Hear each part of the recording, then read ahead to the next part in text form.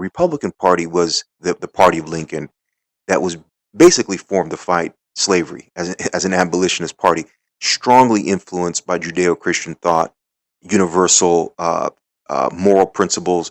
I'm thinking as just a local clergy, evangelist, activist that this could be the moral position that Republicans take to say, look, don't do this because you're forced to, but do it because it's the right thing. Here you are, Apple, with $20 billion in cash. Okay. Um, do you care about your consumers? Do you care about the urban community? I mean, you've taken strong positions on gay marriage. You've done really strong positions on other so-called social issues, social justice issues. Why not take why aren't communities like Miami Gardens, Liberty City, Opelika, uh, black communities, Oakland, Detroit, Watts, I mean the list goes on. Why aren't we as faith leaders, civically minded people coming together and sending that message to corporate America saying, look, don't do this because you're forced.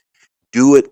Invest in technology and development of the black mind, the inner city mind, the Latino mind, so that we can help do things and we can be trained to service your products.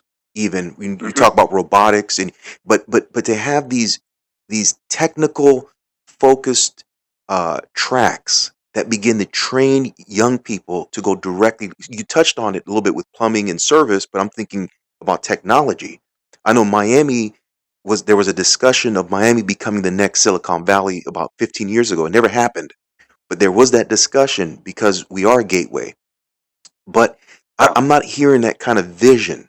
And Senator Rubio, is this something that you can say amen to? That there needs to be some type of fire, especially in your state of Florida, when it comes to this Yeah. type of corporate pressure, mid-sized business pressure, and we know we need small business development because that's the backbone of business.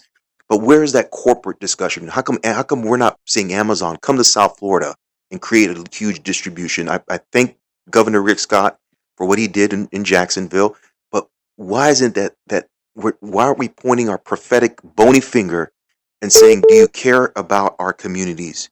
Then do something that's business free market based out of moral pressure and not government pressure. No, I agree about that part. I mean, I think that's right. You go to them and you say, look, we are huge consumer communities. We are a big part of the profits that you make, and you're not reinvesting it back into our communities. And that moral pressure coming from the church and communities and non-governmental actors is absolutely useful. My argument is that as someone in public policy making and lawmaking, they're going to come back and say, well, it's just too expensive to do it here because of your laws, your taxes, your regulations, and everything that's in between. Yeah, and we If need we your could help. take those excuses away, Yes. Amen. then they've got nothing else to hide behind. And quite frankly, I think a lot of them would rather be here, that being the case. Not all of them, but a lot of Mm, them. But we got to take that excuse away from them. yeah, yeah. And I think if you do, you'll see it. And not to mention, by the way, you talk about these big companies, but all these big companies have subcontracts with smaller companies who Mm, benefit from work that they do. So having them here isn't just about the people who are going to work for the big company. Having them here is also about the people that are going to work for the small companies that provide the subcontracting work for a lot of the major firms, not just Apple, Boeing, and others. So absolutely, look, these are the kinds of things we need to become an easier and better place for these people to create jobs, and there they don't do it. I think that gives you the real standing to come after them and say, we've taken away all the excuses for not doing it here. Why aren't you here now?